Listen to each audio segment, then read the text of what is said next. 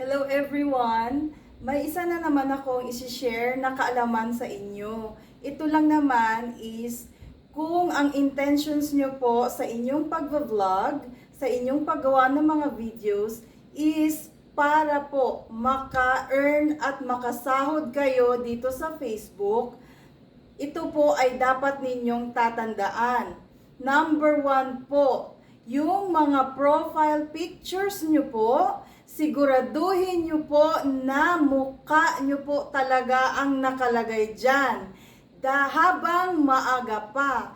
Kasi po, kapag dumating ang panahon na pwede na kayong mag-set up ng payments account nyo, tapos yung pag-check ng system ni Facebook sa account mo, at nakita niya na hindi ikaw ang nakalagay doon, picture ng anak mo, o kaya naman larawan ng isang magandang bagay, o kaya naman animated, nako, baka yan po ang dahilan na ma-delay yung payout natin. Kaya guys, siguraduhin po natin na ang picture o profile picture po natin sa ating Facebook account, ito po ay mukha po talaga natin na hindi na bago ng napaka-heavy filters.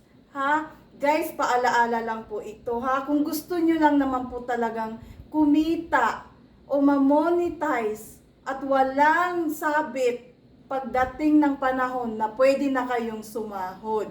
Paalaala lang po ito guys. Salamat po sa panonood ng aking mga tips at mga videos. Guys, God bless us all. Bye-bye.